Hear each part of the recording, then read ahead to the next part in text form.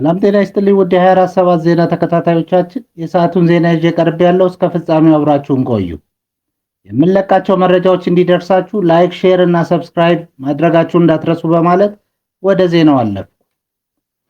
በነገሌ ቦረና ላግባሽ የሚለው ጥያቄ ውድቅ አደረገች በሚል ግድያ የፈጸመው ግለሰብ በእድሜ ልክ እስራት ተቀጣ። በምስራቅ ቦረና ዞን ነገሌ ቦረና ከተማ ላግባሽ የሚለውን ጥያቄን በንቀት ውድቅ አደረገችብኝ በሚል ወጣት ማስተዋል ጌታቸውን በአሰቃቂ ሁኔታ የገደለው ጀፌ ጥላውን የተባለ ግለሰብ በምስራቅ ቦረና ዞን ከፍተኛ ፍርድ ቤት በእድሜ ልክ ጽኑ እስራት ተቀጣ። ተከሳሹ እና ሟች በስራ ምክንያት የመቀራረብ ዕድል የነበራቸው ሲሆን ጀፌ የማፍቀር ስሜት ቢኖረውም በሟች በኩል ግን ተመሳሳይ ፍላጎት እንዳልነበረ ፖሊስ ገልጿል። ወንጀሉ የተፈጸመው ታህሳስ 18 ቀን 2018 ዓ.ም ሲሆን ተከሳሹ ማስተዋል ወደምትሰራበት ቦታ በመሄድ የጋብቻ ጥያቄ ያቀርብላታል። ሆኖም ማስተዋል ጥያቄውን በንቀት ምራቅ በመጥፋት እንደመለሰችለት ግለሰቡ ለፖሊስ በሰጠው ቃል ተናግሯል። በዚህ ድርጊት መቆጣቱን የገለጸው ጀፌ ወደ ቤቱ በመመለስ ስለታም ጩቤ ይዞ በመምጣት ወጣቷን አንገቷ ላይ 3 ቦታ በመውጋት ሕይወቷ እንዲያልፍ አድርጓል። ግለሰቡ ግድያውን ፈጽሞ ለማምለጥ ሙከራ ቢያደርግም በጸጥታ አካላትና በህብረተሰቡ ትብብር ከነ መሳሪያው በቁጥጥር ስር ሊውል ችሏል። ፖሊስ የምርመራ መዝገቡን በአስክሬንና በሰው ማስረጃ አጠናክሮ ለአቃቤ ሕግ የላከ ሲሆን አቃቤ ሕግን በበኩሉ በ10 ቀናት ውስጥም ክስ መስርቶ ለዞኑ ከፍተኛ ፍርድ ቤት አቅርቧል። የምስራቅ ቦረና ዞን ከፍተኛ ፍርድ ቤት የቀረበለትን ማስረጃ መርምሮ ጥር 1 ቀን 2018 ዓ.ም በዋለው ችሎት ተከሳሹ ጀፌ ጥላውን በፈጸመው የግድያ ወንጀል ጥፋተኛ መሆኑን በማረጋገጥ በእድሜ ልክ ጽኑ እስራት እንዲቀጣ ውሳኔ አስተላልፎበታል። ኢትዮጵያና እስራኤል በቀይ ባህር በቀጠናዊ የጸጥታ ጉዳዮች ላይ በጋራ ለመስራት ተስማሙ። በመካከለኛው ምስራቅና በአፍሪካ ቀንድ በተለይም በቀይ ባህር አካባቢ እየታየ ያለው የጂኦፖለቲካዊ ውጥረት በበረታበት በዚህ ወቅት የኢትዮጵያና የእስራኤል መንግስት ስትራቴጂካዊ ግንኙነታቸውን ይበልጥ ለማጥበቅ ተስማምተዋል። የውጭ ጉዳይ ሚኒስትር ዴኤታ አምባሳደር አድራ አበራ ከእስራኤል የውጭ ጉዳይ ሚኒስትር ጌዲዮን ባር ጋር በኢየሩሳሌም ባደረጉት ውይይት ሁለቱ ሀገራት በቀጠናዊ ሰላምና ደህንነት ዙሪያ ያላቸውን ትብብር ወደ ላቀ ደረጃ ለማሸጋገር መወሰናቸውን ገልጸዋል። ይህ የከፍተኛ ባለስልጣናት ምክክር በዋናነት በቀይ ባህር ወሳኝ የባህር መስመር ላይ እያጋጠሙ ያሉ የጸጥታ ስጋቶችን በጋራ ለመመከትና የሽብርተኝነት እንቅስቃሴዎችን ለመግታት በሚያስችሉ ጉዳዮች ላይ ያተኮረ ነው። በቅርቡ በኢየሩሳሌም ለሚካሄደው 4ኛው የኢትዮ እስራኤል የፖለቲካ ምክክር መድረክ እንደ መነሻ የታየው ይህ ውይይት ሁለቱ ወገኖች በቀጠናው ሰላምና መረጋጋትን ለማስፈን መረጃ በመለዋወጥና በቅንጅት መስራት ለሁለቱም ሀገራት ብሔራዊ ጥቅም ወሳኝ መሆኑን ገልጸዋል። ከጸጥታው ዘርፍ ጎን ለጎን በሁለቱ ሀገራት መካከል ያለውን የኢኮኖሚ ትብብር ይበልጥ ለማሳደግና ጥልቅ ለማድረግ ሰፊ ፍላጎት መኖሩ ተገልጿል። በተለይም ኢትዮጵያ እያከናወነች ያለችው ሁሉን አቀፍ የኢኮኖሚ ማሻሻያ ተከትሎ እስራኤል በቴክኖሎጂ ሽግግር፣ በዘመናዊ ግብርና፣ በውሃ አጠቃቀምና በኢንቨስትመንት ዘርፎች ያላትን ዓለም አቀፍ ተሞክሮ ወደ ኢትዮጵያ ለማምጣትና የሁለትዮሽ የንግድ ልውውጡን ለማሳደግ በሚቻልባቸው መንገዶች ላይ የመግባቢያ ነጥቦች ተቀምጠዋል። ሶማሊላንድ በርበራ ወደብ ላይ በሶማሊያ የሚነሳባትን የይገባኛል ጥያቄ መሰረተ ቢስ ስትል አጣጣለች። የሶማሊላንድ መንግስት የሶማሊያ ፌዴራላዊ መንግስት በርበራ ወደብ ላይ የሚያነሳውን ማንኛውንም አይነት የይገባኛል ጥያቄ መሰረተ ቢስ፣ ህጋዊ ተቀባይነት የሌለው ሲል ተቃወመ። የሞቃዲሾ መንግስት በሶማሊላንድ ግዛትም ሆነ በምታደርጋቸው ዓለም አቀፍ ስምምነቶች ላይ ምንም አይነት አስተዳደራዊ ስልጣን፣ ህጋዊ ውክልና ወይም ቁመና እንደሌለው መግለጫው አመልክቷል። ሶማሊላንድ ይህንን ምላሽ የሰጠችው ሶማሊያ የበርበራ ወደብን በሚመለከት ለምታወጣው ተደጋጋሚ መግለጫዎች ነው። በመግለጫው በሶማሊላንድ እና በተባበሩት አረብ ኤምሬትስ መካከል የተደረጉ የበርበራ ወደብ ልማት ስምምነቶች በሙሉ ህጋዊና አስገዳጅ መሆናቸው ተገልጿል። እነዚህ ስምምነቶች በሶማሊያ ተቃውሞ የማይታገዱ ወይም የማይቀየሩ ናቸው ስትል ሶማሊላንድ ገልጻለች። ሶማሊላንድ በራሷ ግዛት ውስጥ የኢኮኖሚ አጋሮችን የመፍጠርና የማስተዳደር ሙሉ መብቷን ያለማንም ጣልቃ ገብነት ትጠቀማለች ስትል ገልጻለች። በፈረንሳይ የሚታወቁ ፖለቲከኛና የቀድሞ የእግር ኳስ ክለብ ፕሬዝዳንት በእናታቸው የቀብር ስነ ስርዓት ላይ ተገደሉ። የኮርሲካ ተገንጣይ ቡድን መሪና የቀድሞ የኤሲ አጃክሲኖ እግር ኳስ ክለብ ፕሬዝዳንት የነበሩት ኦንላይን ኦርሶኒ ትላንት ሰኞ በእናታቸው የቀብር ስነ ስርዓት ላይ እያሉ በታጣቂዎች ተገደሉ።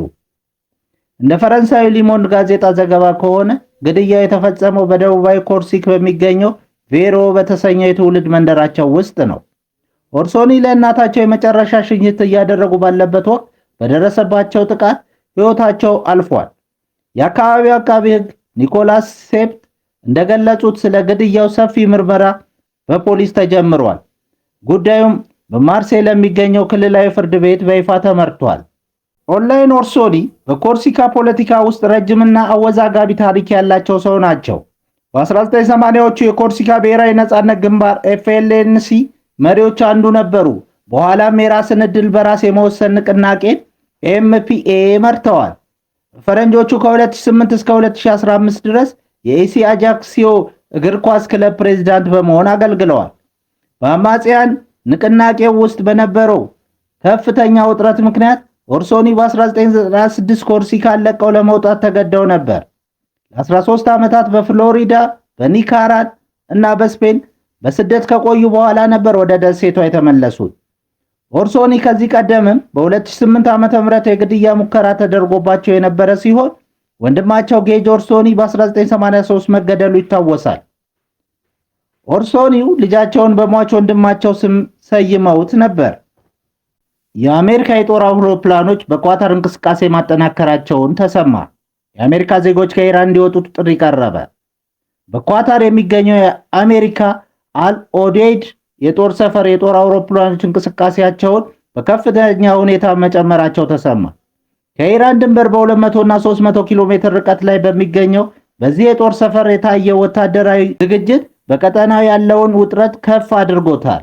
እንደ ሮይተርስ ዘገባ ከሆነ እሁድ ምሽት በርካታ የአሜሪካ ወታደራዊ አውሮፕላን ከዚህ ጦር ሰፈር ተነስተዋል። ከእነዚህም መካከል የነዳጅ መሙያ ኬሲ 135 ታንከሮችና ቢ52 የተሰኙ ስልታዊ የቦምብ ጣይ አውሮፕላኖች እንደሚገኙበት የእስራኤል መገናኛ ብዙሃን ዘግበዋል። ከኳታር ዋና ከተማ ዶሃ በስተደቡብ ምስራቅ 35 ኪሎ ሜትር ርቀት ላይ የሚገኘው ይህ የጦር ሰፈር በአካባቢ ካሉ ግዙፍ የአሜሪካ ወታደራዊ ተቋማት አንዱ ነው። ሰፈሩ ከ10 ሺህ በላይ የአሜሪካ ወታደሮችን የሚያስተናግድ ሲሆን 4500 ሜትር ርዝመት ያለው የመንገደኛ ማረፊያ ለግዙፍ የጦርና የጭነት አውሮፕላን ምቹ ተደርጎ የተገነባ ነው። ከዚህ ወታደራዊ እንቅስቃሴ ጋር በተያያዘ የአሜሪካ የውጭ ጉዳይ ሚኒስትር አስቸኳይ ማስጠንቀቂያ አውጥቷል። በኢራን የሚገኙ የአሜሪካ ዜጎች ያለምንም መዘግየት ሀገሪቱን ለቀው እንዲወጡ ሚኒስትሩ ጥሪ ያቀረበ ሲሆን ይህ የድንገተኛ ጊዜ ማስጠንቀቂያ በቀጠና ያለውን ስጋት አመላካች ሆኗል። በተጨማሪም ዜጎች ከመንግስት እርዳታ ሳይጠብቁ በራሳቸው መንገድ መውጫ እንዲያመቻቹ፣ መውጣት የማይችሉ ደግሞ ደህንነታቸው በተጠበቀ ስፍራ እንዲቆዩ ታዘዋል። ነዋሪዎቹ እንደ ውሃ፣ ምግብና መድኃኒት ያለ መሰረታዊ አቅርቦቶች አስቀድመው እንዲያዘጋጁ ሚኒስትሩ አሳስበዋል። ትራምፕ ከኢራን ጋር የንግድ ግንኙነት ባላቸው ሀገራት ላይ የ25% ታሪፍ ጣሉ። የአሜሪካው ፕሬዝዳንት ዶናልድ ትራምፕ ከኢራን ጋር የንግድ ግንኙነት ማድረጋቸውን በሚቀጥሉ ማንኛውም ሀገራት ላይ የ25% የጉምሩክ ታሪፍ መጣሉን አስታወቁ።